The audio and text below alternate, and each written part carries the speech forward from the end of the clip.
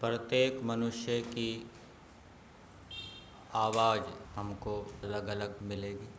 प्रत्येक मनुष्य का फिंगरप्रिंट अलग अलग मिलेगा। तो ये भेद, ये विविधता परमेश्वर ने व्यवहार के लिए की है। यदि ऐसा ना होता तो व्यवहार करना कठिन हो जाता।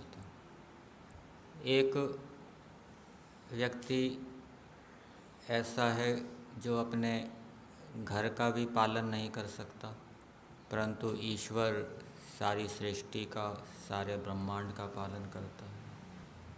एक राजा ऐसा है जो सारी प्रजा का पालन करता है। एक सम्राट है जो सारी पृथ्वी का पालन करता है। तो उस सम्राट के पास, चक्रवर्ती राजा के पास जो पालन करने का सामर्थ्य है वो भी ईश्वर प्रदत्त है। ईश्वर ने उसको ऐसा सामर्थ्य दिया है।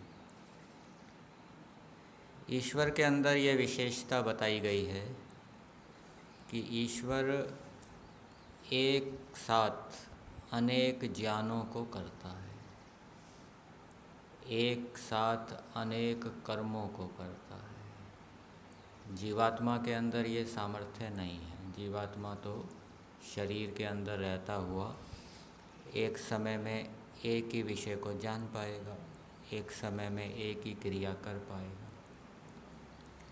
और जब जीवात्मा मुक्त हो जाता है, मुक्ति में ईश्वर की शक्ति से वो इधर उधर जाता है, देखता है, सुनता है, अपना सामर्थ्य भी रहता है।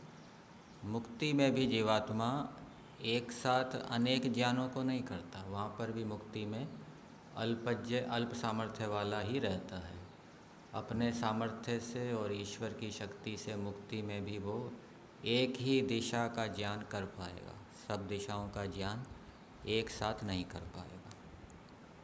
ईश्वर जीवों को उनके पाप पुण्य कर्मों के अनुसार सुख दुख रूपी भोग प्रदान करता है। ईश्वर अपने आनंद को भोगता है।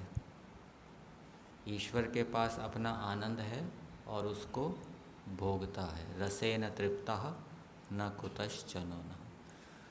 और सांसारिक जो सुख दुख हैं अनेक स्तर के हो सकते हैं। सांसारिक छोटा सुख भी हो सकता है, बड़ा सुख भी हो सकता है। दुख के भी अनेक स्तर हो सकते हैं, सांसारिक दुखों के। तो ईश्वर उन सांसारिक सुख दुखों को भोगता नहीं है, लेकिन जानता है। जीवात्मा सांसारिक सुख दुखों को भोगता है। सुख और दुख जीवात्मा के स्वाभाविक गुण नहीं है, नैमित्तिक गुण है। जीवात्मा उनको भोगता है।